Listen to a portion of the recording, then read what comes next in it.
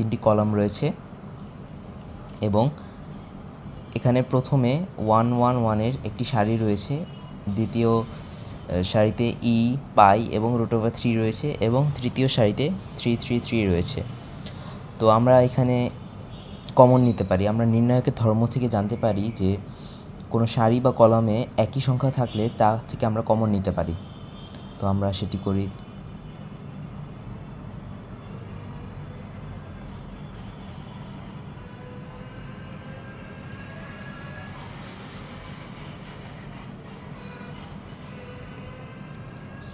তো ম্যাট্রিক্সে নির্ণায়ক যখন নির্ণয় করব তখন এখানে একটি সুবিধা হচ্ছে, আমরা একটি সারি বা একটি কলামে যদি একই সংখ্যা থাকে তাহলে শুধুমাত্র সেই সারি বা কলামের জন্য আমরা একটি সংখ্যা কমন নিতে পারি, যেখানে ম্যাট্রিক্সে আমরা কমন নিতে হলে সব ভুক্তির সাথে আমাদের কমন নিতে হতো।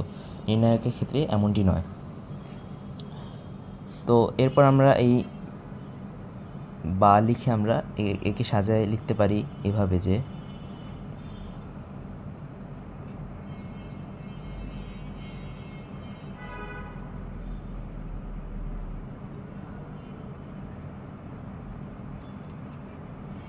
তো এখানে আমরা কি করেছি, আমরা 3 নম্বর সারিটিকে দ্বিতীয় সারিতে স্থানান্তর করেছি এবং যেহেতু এটা ট্রান্সফার করেছি এই কারণে আমাদের চিহ্নে চেঞ্জ হতে হবে, এই কারণে আমরা মাইনাস চিহ্নটি দিয়েছি।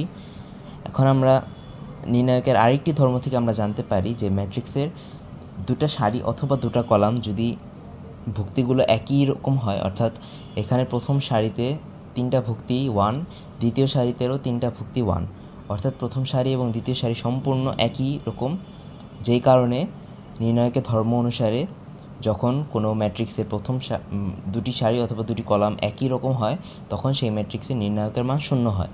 সেই নির্ণায়কের ধর্ম থেকে আমরা বলতে পারি এই ম্যাট্রিক্সের নির্ণায়কের মান 0 হবে।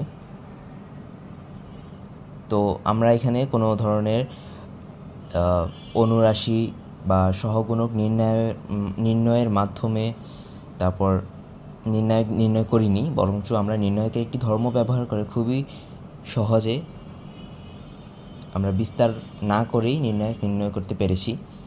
তো এই হচ্ছে আমার আজকের ভিডিও।